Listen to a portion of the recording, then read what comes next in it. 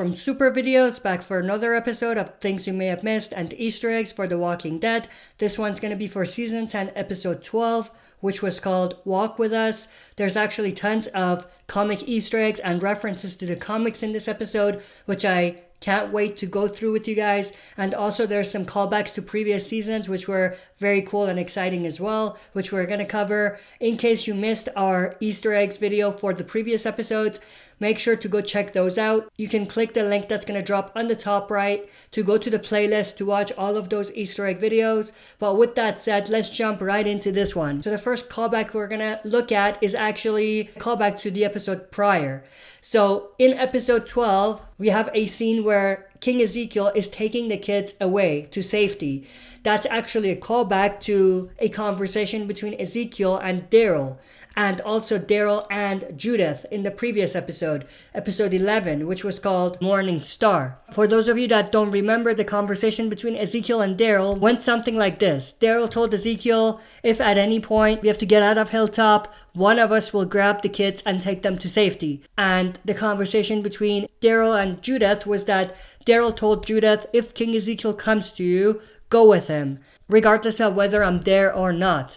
So this scene in episode 12 where we have King Ezekiel leading the kids away was a callback to that moment from the previous episode. The next thing we're going to talk about, I think most people got, but I want to go through it as well. So obviously in the intro we have Miko and Carol noticing that Magna is amongst the walkers that are flooding in through the gates of the Hilltop community. Now Magna was not actually a walker, obviously, because we saw her later. But how she managed to get there was she and Connie found themselves in the middle of the herd, and at some point they separated, and Magna just followed the herd and was able to get to the hilltop. And obviously it was the Whispers who led the herd towards the hilltop in the first place. And the only way that Magna and Connie didn't just get devoured by the walkers was because they used the guts trick. They put the guts on themselves to mask themselves from the walkers. And that's how they were able to blend in with the walkers and find their way to Hilltop. Now, this is a combination of what we saw pretty early on with The Walking Dead, where they were basically covering themselves in guts. And also it's a reference to Fear the Walking Dead. If you remember, Nick was using this strategy as well.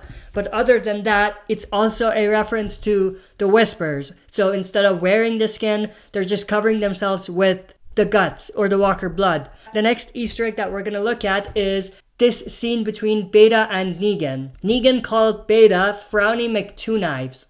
Now, Frowny McTwo-Knives is actually a nickname that Negan gave Beta in issue 154 of The Walking Dead comic book series.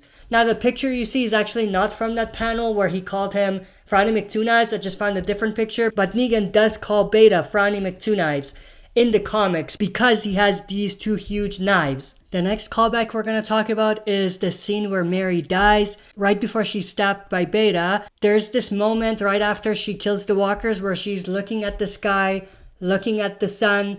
That's actually a callback to her sister, Frances. If you remember in season 10 episode 2, We Are the End of the World, we saw her sister looking at the sky, looking at the sun, being distracted. And that's what led Beta and the others to kind of keep an eye on her. And the fact that she's just looking at the sun, she's distracted, she's daydreaming is a callback to how her sister Frances was daydreaming.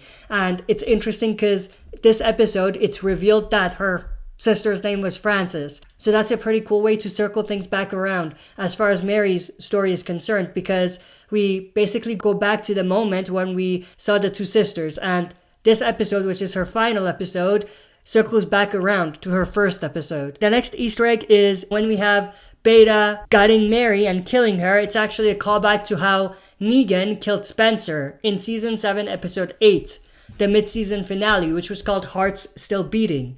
So Beta killed Mary in the same kind of way that Negan killed Spencer. It wasn't as gory as Spencer's death, but it was very similar. The next callback is the way Beta puts Mary in front of the tree, waiting for her to turn, is actually a callback to how they left Jim, who was bit by the tree in season 1, episode 4, which was called Vatos. So the next reference we're going to talk about is when Mary rips Beta's mask off, or parts of his mask off, his face is revealed. And a whisper recognizes Beta and says, "It's you. I thought your voice was familiar, but it's you." And that's when Beta kills the Whisperer. Now, in the comics, Beta was a celebrity before the apocalypse. He was a basketball player and a Hollywood star in a way. He was sort of like the current period version of Dwayne Johnson.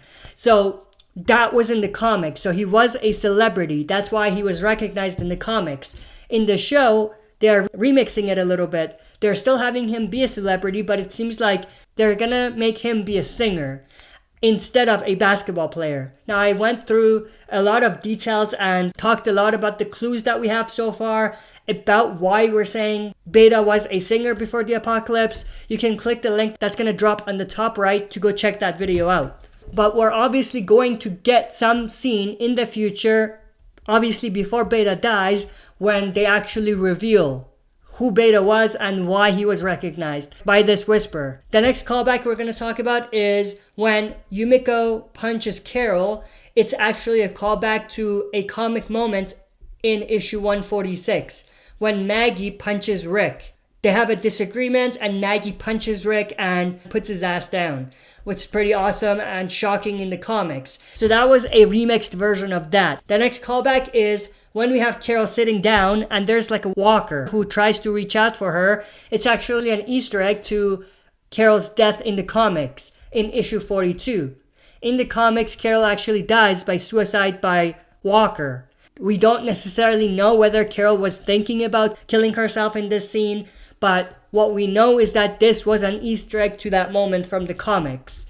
The next Easter egg, which I think most fans got already, was Negan slitting Alpha's throat, was a callback to Rick slitting Negan's throat in the previous arc, or at the end of the previous arc in All Out War. So that was a pretty cool callback, and I think it's awesome that Negan, who had his throat slit, is now the one slitting the next enemy's throat. So that was awesome.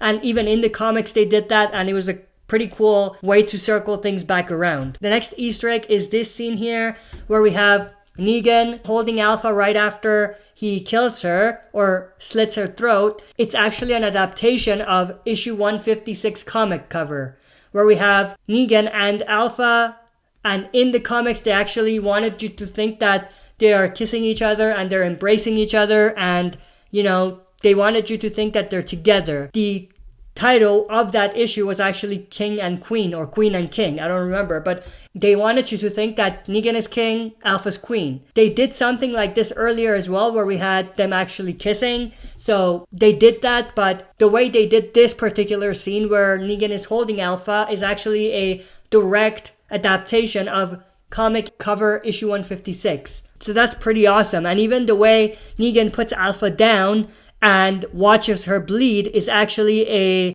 adaptation of what happened in the comics and what Negan did. Now in the comics it went a little differently because after Negan killed Alpha, he decapitated her right then and there, and we saw it pretty much.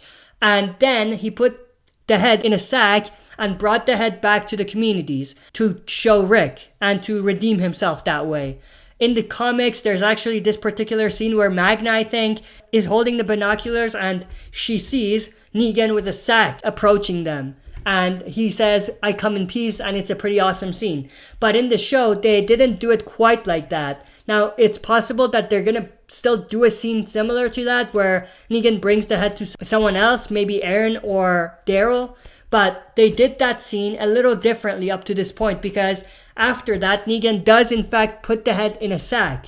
But he brings the head to none other than Carol. And they pretty much reveal that Carol released Negan out of the cell to have him go and kill Alpha for her. So that was a pretty cool and awesome reveal. Now, if you missed my video talking about just that, going through the details of what their plan was and what the clues were that they had that plan, you can click the link that's going to drop on the top right to go check that video out. That's pretty much all of the things that I wanted to go through. If there's anything that I missed and I forgot to include, or if there's any Easter egg that I forgot to include, let me know those in the comment section below. If you like what you see, press like, subscribe for more content, and press the bell button to receive notifications for daily uploads.